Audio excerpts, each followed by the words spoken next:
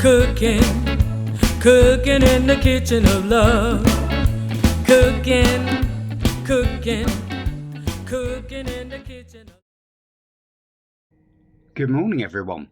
Some 13 months ago, I began my global kitchen with the aim of showing a range of recipes from around the world, but particularly those countries that I've lived in over the last 40 years.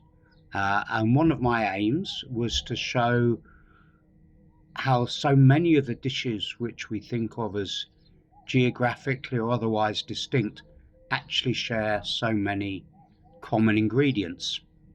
And very often the difference between dishes are things like the herbs and spices and other flavorings which we use to differentiate between them, rather than the core ingredients. And certainly since the 16th, 17th century and the impact of the Columbus exchange, when the vegetables, fruit and other things from the old world and the new world joined together, and we had a common ingredients basket for the whole world, those differences to some extent are marginal. But having said that, the beauty is in what you do with the ingredients, and the diversity of flavors and tastes is still fantastic and often quite unique to particular countries or regions.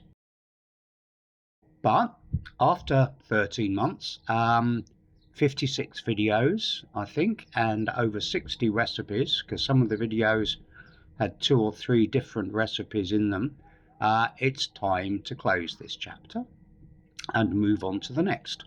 Planning and committing to one video a week for a year was quite an undertaking, but I'm very pleased to say we kept up with the schedule, and those videos went up every Saturday morning for effectively for 13 months.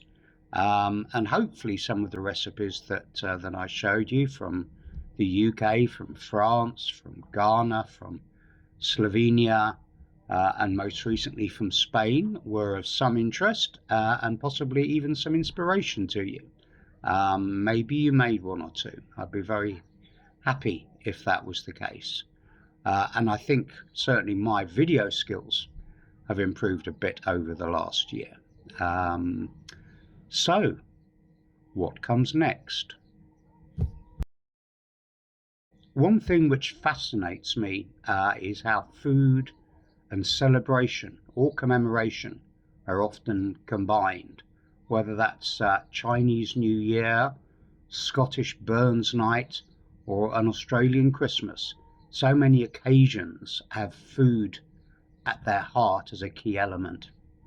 So what I plan to do over the next 12 months is look in a bit more detail at some of those global events, festivals, celebrations, commemorations, and see how and what food is involved with them, and a little more about the events themselves. So from the autumn, I'll be focusing each month on just one particular event, what it celebrates, why and how, and some of the food involved in each one of them.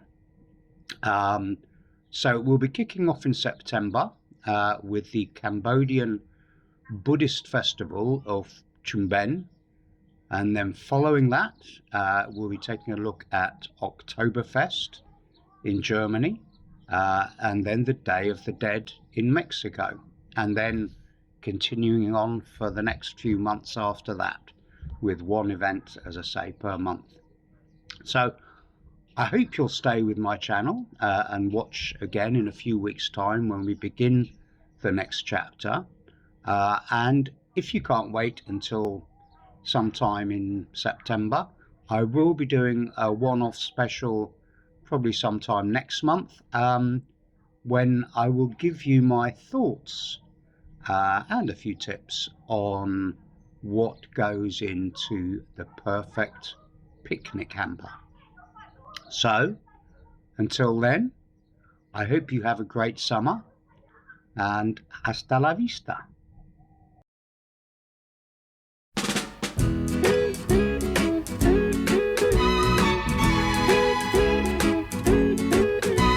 We're all going on a summer holiday. No more working for a week or two. Fun and laughter on our summer holiday.